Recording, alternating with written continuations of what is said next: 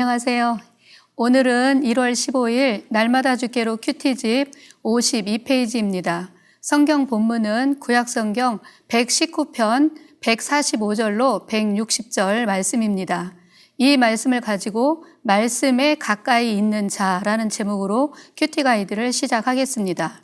사랑하는 성도 여러분, 여러분은 지금 누구와 또는 무엇과 가까이에 계십니까?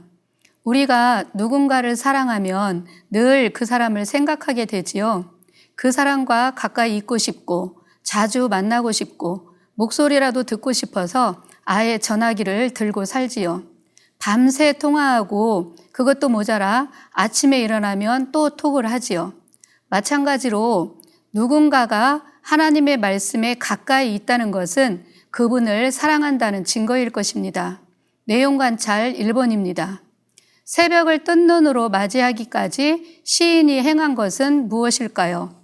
146절로 148절 말씀인데요. 자신을 살려달라고 밤새도록 하나님께 부르짖으며 주의 말씀을 붙잡은 것입니다. 먼저 146절을 보겠습니다. 내가 주께 부르짖었사오니 라고 말씀하지요. 147절에도 보면 내가 날이 밝기 전에 부르짖으며 주의 말씀을 바랐다라고 합니다.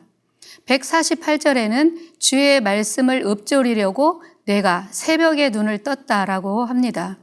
시인이 자신을 쫓아다니며 핍박하는 모든 자의 고통에서 벗어나기 위해 행한 것은 밤새 부르짖으며 뜬 눈으로 지샜습니다.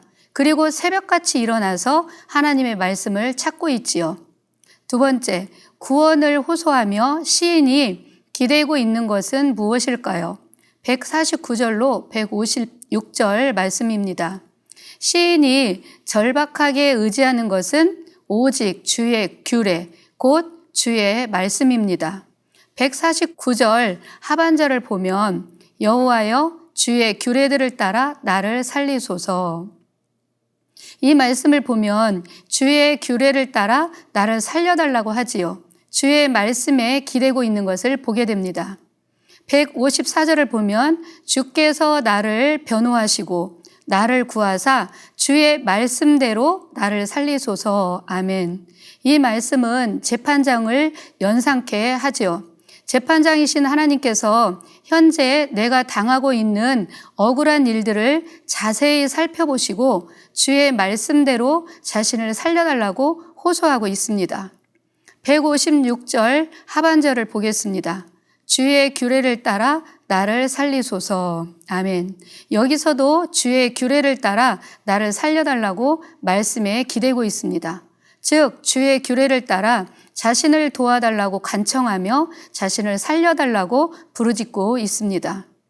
약속하신 언약을 성실하게 이행하시는 하나님께 그분의 말씀, 즉 주의 규례를 전적으로 의존하며 간구하고 있습니다. 153절을 보겠습니다. 나의 고난을 보시고 나를 도우소서. 내가 주의 율법을 잊지 아니함이니이다. 아멘. 이 말씀 속에서 저자는 나의 고난을 보시고 나를 도와달라고 호소하지요. 지금 자신이 당하고 있는 고난, 즉 자신이 처한 형편을 있는 그대로 봐달라고 호소하는 것입니다. 왜냐하면 내가 이 고통 속에서도 주의 율법을 잊지 않고 붙잡고 있기 때문이라는 것입니다. 여기서 우리가 알 것은 우리가 우리 자신을 있는 그대로 봐달라고 우리 하나님께 간구할 때 사소한 일로 넘기시거나 그냥 외면하지 않으시고 즉각 도우시되 주께서 약속하신 말씀 때문에 우리를 도우신다는 것을 알 수 있습니다. 그러므로 우리들은 우리가 드리는 많은 양의 기도를 자랑하고 내세울 것이 아니라 우리 자신의 형편 그대로를 겸허하게 내어놓고 말씀에 의지하여 도움을 요청하는 자세가 필요합니다. 세 번째입니다. 시인이 말씀을 바랄 수 있는 이유는 무엇입니까? 149절, 156절 두 말씀인데요. 먼저 149절을 보면 주의 인자하심을 따라, 그 다음에 156절을 보면 주의 긍휼이 많으오니라고 말씀합니다.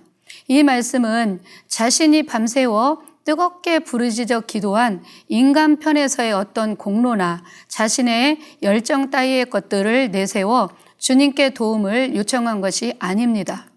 하나님의 사랑, 그 성품에 의존하여 호소하고 있지요. 주님의 인자하심과 긍휼이 많으신 하나님의 사랑에 의존하여 말씀을 바라고 있습니다. 우리 하나님은 인자하시며 긍휼이 많으십니다. 곧 우리의 연약함과 억울함, 모든 고통을 외면치 아니하시고 살뜰하게 살피시는 사랑의 하나님이시기에 그 사랑을 힘입어서 도움을 요청한 것입니다. 네 번째입니다. 악인들이 점점 가까이 오고 있지만 시인이 구원을 확신하는 이유는 무엇인지 묵상해 봅시다. 160절을 보겠습니다. 주의 말씀의 강령은 진리이오니 주의 의로운 모든 규례들은 영원하리이다. 아멘. 시인은 주의 말씀을 진리라고 믿었습니다. 악인들과 핍박자가 뒤쫓아오므로 점점 포위망이 좁혀져 올 때 얼마나 불안했을까요? 그러나 그 위기 앞에서도 악인들은 거짓되며 하나님의 말씀이 진리라는 것을 믿었기 때문에 자신의 구원을 확신할 수 있었습니다. 구약성경 사무엘상 24장 1절로 3절 말씀을 보면 엔게디 광야에 양의 우리인 굴 속에 숨어있던 다윗의 이야기가 나옵니다. 이스라엘의 사울 왕이 시기심에 눈이 멀어서 군사 3,000명을 거느리고 자신의 사이이자 신하였던 다윗을 죽이려고 혈안이 돼서 찾아다닐 때의 일입니다.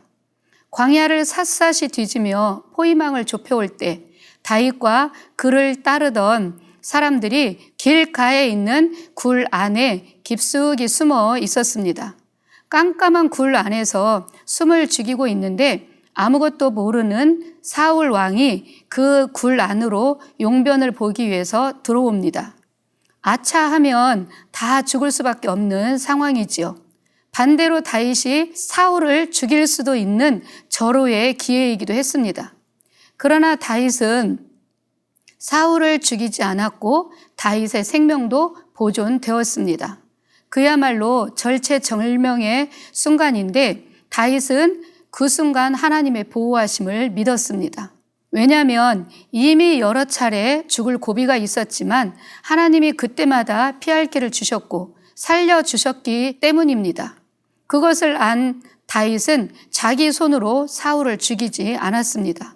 결국은 하나님께서 대적자를 심판하시고 하나님의 방법으로 해결해 주실 것을 믿었기에 그를 해하지 않고 그 순간을 넘길 수 있었던 것이지요. 사무엘상 23장 14절을 보면 이렇게 말씀합니다.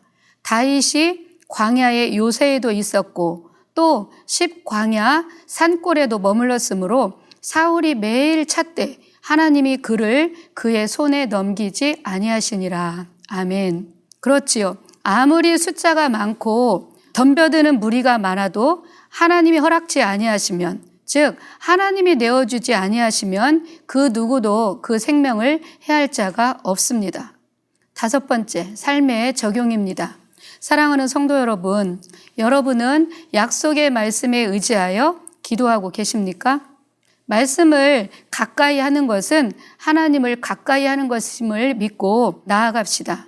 우리가 아이들을 키우다 보면 조건부 약속을 할 때가 있지요. 일의 효과를 높이기 위해서 하는 약속이지요. 그런데 약속이 더디게 이행될 때 아이들은 엄마가 했던 말을 들고 와서 약속을 지키라고 요구합니다. 엄마가 그때 이렇게 하면 이렇게 해주신다고 약속했잖아요. 그러니 빨리 해주세요. 이렇게 그 당시에 했던 약속을 들고 와서 요구할 때는 꼼짝없이 그 약속을 이행해야만 합니다. 그렇듯이 우리도 우리 하나님께 기도드릴 때 그냥 무조건 기도하는 것이 아니라 약속하신 말씀을 부여잡고 기도하는 것이 필요합니다. 우리 하나님은 언약의 하나님이시요 말씀으로 맺은 약속을 반드시 이행하시기 때문입니다. 그러려면 먼저 우리가 하나님의 말씀을 가까이 하고 말씀을 많이 알아야 되겠지요.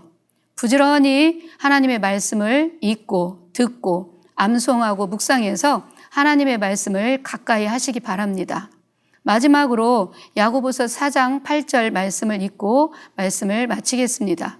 하나님을 가까이 하라. 그리하면 너희를 가까이 하시리라. 아멘.